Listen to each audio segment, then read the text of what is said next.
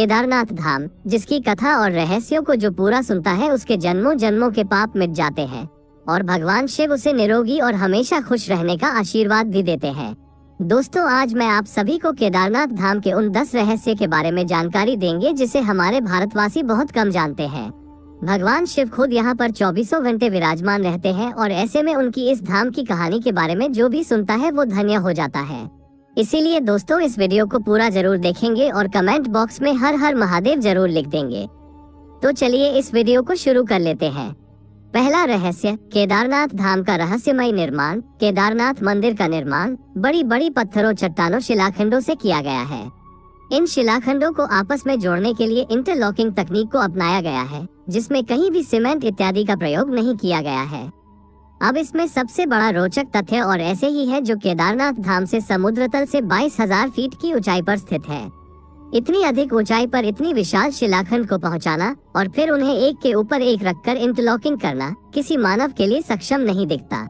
आज तक इस रहस्य का खुलासा नहीं हो पाया कि आखिर इतनी भारी पत्थर को इतनी ऊंचाई पर लाकर व तराश कर कैसे मंदिर की शक्ल दी गई होगी, खासकर ये विशालकाय छत कैसे खंभों पर रखी गई होगी। दूसरा रहस्य है केदारनाथ धाम की भौगोलिक स्थिति। केदारनाथ धाम में एक तरफ करीबन 22,000 फुट केदार, दूसरी तरफ 21,600 फुट ऊंचा खर्च कुंड और तीसरी तरफ 22,700 फुट ऊंचा भरत कुंड का पहाड़ न सिर्फ 3 पहाड़ बल्कि 5 नदियों का संगम भी है। यहाँ मंदाकिनी, मधु, गंगा, क्षीर गंगा, सरस्वती और स्वर्ण गौरी है। इन नदियों में अलकनंदा की सहायक मंदाकिनी आज भी मौजूद है। इसी के किनारे है केदारेश्वर धाम। यहाँ सर्दियों में भारी बर्फ और बारिश में जबरदस्त पानी रहता है। केदार घाटी में दोनों तरफ है नर और नारायण। विष्णु की 24 अवतार में एक नर और नारायण ऋषि की यहाँ तपोभूमि है। दूसरी ओर बद्रीनाथ धाम है, जहाँ भगवान विष्णु विश्राम करते हैं। तीसरा, केदार में शिवलिंग की स्थापना कैसे और क्यों हुई। जब महाभारत युद्ध के बाद पांडवों पर अपने भाइयों और सगे संबंधियों की हत्या का दोष लगा था, तब भगवान श्री कृष्ण ने उन्हें भगवान शिव से क्षमा मांगने का सुझाव दिया था, लेकिन शिव जी पांडवों को क्षमा नहीं करना चाहते थे। इसीलिए वो पांडवों के सामने न आने के लिए बैल यानी नंदी का रूप धारण कर लिया और पहाड़ों में मौजूद मवेशियों में छिप गए थे। लेकिन गदाधारी भीम ने उन्हें देखते ही पहचान लिया। तब भगवान शिव का दर्शन पाने के लिए पांडवों ने एक योजना बनाई और भीम ने विशाल रूप धारण करके अपने दोनों पैर केदार पर्वत के दोनों ओर फैला दिए। सभी पशु भीम के पैर के नीचे से गुजर गए, लेकिन भैंस के रूपी भगवान शिव भीम के पैर के नीचे से नहीं निकले। तब भगवान शिव को पहचानकर उस भैंस को पकड़ना चाहा तो वो भैंस धरती में समाने लगा। तभी भीम ने भैंसे का पिछला भाग कसकर पकड़ लिया। भगवान शिव पांडवों की भक्ति से प्रसन्न होकर उन्हें दर्शन देकर पाप मुक्त कर दिया। कहा जाता है कि तभी से भगवान शिव यहाँ भैंस की पीठ की आकृति के रूप में पूजे जाते हैं। मान्यता है कि इस भैंस का मुंह नेपाल में निकला, जहां भगवान शिव की पूजा पशुपतिनाथ के रूप में की जाती है। चौथा रहस्य, इस मंदिर का निर्माण किसने और क्यों किया। ऐसा कहा जाता है कि इस मंदिर के निर्माण के पहले यहाँ पर एक दूसरा मंदिर हुआ करता था, जिसे पांडवों ने बनाया था। लेकिन वक्त के थपेड़ों की मार के चलते ये मंदिर विलुप्त हो गया। उसके बाद जगत गुरु आदि शंकराचार्य जी केदारनाथ आए और फिर उन्होंने इस मंदिर का निर्माण करवाया। इस मंदिर के पीछे ही उनकी समाधि है। इसका गर्भगृह अपेक्षाकृत प्राचीन है, जिसे 8वीं शताब्दी के लगभग का माना जाता है। पहली 10वीं शताब्दी में मालवा के राजा भोज द्वारा और फिर 3वीं शताब्दी में मंदिर का जीर्णोद्वार करवाया था। 5वां, केदारनाथ धाम और रामेश्वर धाम का एक सीध में होना। दोस्तों, आपको जानकर आश्चर्य होगा कि एक रेखा पर बने हैं केदारनाथ और रामेश्वरम मंदिर। केदारनाथ मंदिर को रामेश्वरम मंदिर की सीध में बना हुआ माना जाता है। उक्त दोनों मंदिर के बीच में कालेश्वर, श्रीकलाहस्त मंदिर, एकम्रेश्वर मंदिर, कंचीपुरम मंदिर और नटराज मंदिर और रामेश्वर मंदिर आता है।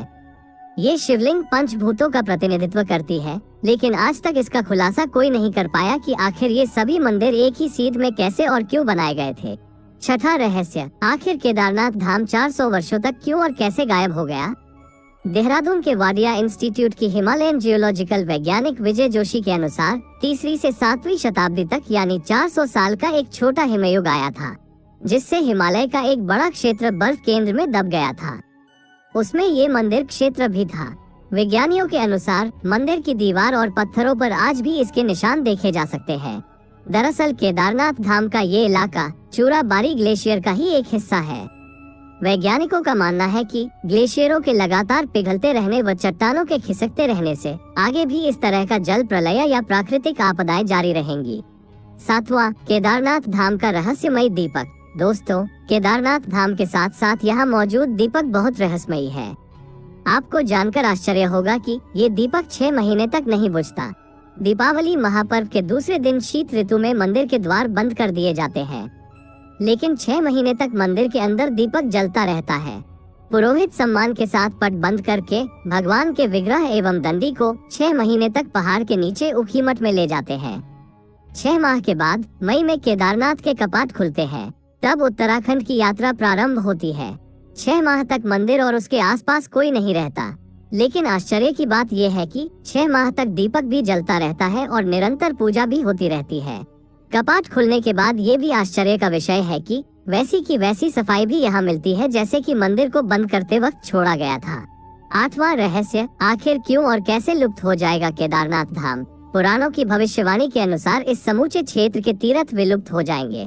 माना जाता है कि जिस दिन नर और नारायण पर्वत आपस में मिल जाएंगे, बद्रीनाथ और केदारनाथ का मार्ग पूरी तरह से बंद हो जाएगा और तब भक्त बद्रीनाथ और केदारनाथ के दर्शन नहीं कर पाएंगे। पुराणों के अनुसार वर्तमान बद्रीनाथ धाम और केदारेश्वर धाम लुप्त हो जाएंगे और वर्षों बाद भविष्य में भविष्य बद्री और भविष्य की धार नाम की नई तीर्थ का उद्गम होगा। 9वां रहस्य, केदारनाथ धाम में मौजूद भीमशिला का रहस्य। वर्ष 2013 में केदारनाथ में आई प्राकृतिक आपदा के बारे में कौन नहीं जानता। यह आपदा इतनी भीषण थी कि लगभग 1000 से ज्यादा भक्तों की मृत्यु हो गई थी और केदारनाथ जाने का मार्ग पूरी तरीके से तहस नहस हो गया था। लेकिन आश्चर्य की बात तो ये है कि मुख्य मंदिर को कुछ भी नुकसान नहीं पहुंचा। इसका कारण था बाढ़ के पानी में बहकर आया एक विशाल चट्टान, जिसे आज हम भीमशिला के नाम से जानते हैं।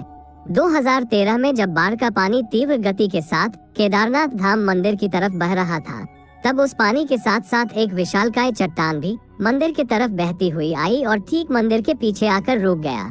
बाढ़ का पानी उस चट्टान से टकराकर 2 भागों में बंट गया और मंदिर के दोनों ओर से निकल गया। इस कारण मंदिर को कुछ भी नुकसान नहीं हुआ था। ये एक चमत्कार था जिसे संपूर्ण विश्व ने देखा था। 10वां रहस्य, केदारनाथ धाम का रहस्यमयी साधु और एक भक्त की सच्ची घटना। दोस्तों, आज से कई सालों पहले एक आदमी केदारनाथ धाम में भगवान शिव के दर्शन करने आया। वो जिस वक्त आया उस वक्त केदारनाथ धाम के कपाट बंद होने वाले थे। उसने पुजारी से भोलेनाथ के दर्शन करने की इच्छा जाहिर की, परंतु पंडितों ने ये बोलकर उसे मना कर दिया कि केदारनाथ धाम अब 6 महीने के लिए बंद कर दिया गया है। ये सुनते ही वो भक्त बहुत दुखी हो गया, परंतु उसने अपने मन में ये संकल्प लिया कि जब तक वो केदारनाथ धाम के दर्शन नहीं करेगा वो यहाँ से हिलेगा तक नहीं। वो भूखे प्यासे बर्फ के ऊपर बैठा रहा। रात हुई और थोड़ी देर के बाद एक साधु उसके पास आया और उसने कुछ खाने के लिए उस भक्त को दिया और फिर उस साधु ने उसके सर पर हाथ फेरा। ये करते ही उस भक्त को नींद आ गई। वो भक्त जैसे ही उठा तो देखा कि कुछ पंडित केदारनाथ मंदिर का दरवाजा खोल रहे हैं। ये देखकर वो मंदिर की तरफ भागा और पंडित से जाकर बोला कि आपने तो बोला था कि अब मंदिर के कपाट ठीक 6 महीने बाद खुलेंगे, लेकिन आपने तो एक ही दिन में इसे दोबारा खोल दिया। ये बात सुनते ही उस पंडित के होश उड़ गए। उस पंडित ने उस भक्त को गौर से देखा और कहा, तुम तो वही भक्त हो ना जो 6 महीने पहले आए थे और दर्शन करना चाहते थे। उस भक्त ने बोला कि हाँ मैं वही हूँ, पर आपने तो कल ही मंदिर के दरवाजे बंद किए थे, लेकिन 6 महीने के बाद आप क्यों बोल रहे हैं। पंडित ने पूछा कि मंदिर के दरवाजे बंद होने के बाद तुम्हारे साथ क्या हुआ था, पहले तुम ये बताओ। उस भक्त ने जैसे ही उस साधु की बात कही कि एक अघोरी बाबा आए और मुझे खाने के फल दिया और मेरे सिर पे हाथ फेरा और मुझे नींद आ गई, और मैं जब जागा तो देख रहे हैं कि आप मंदिर का दरवाजा खोल रहे हैं। पंडित ये बात सुनते ही उस भक्त के चरणों पे गिर पड़ा और कहा कि आप जैसे शिव भक्त को मैं समझ नहीं पाया।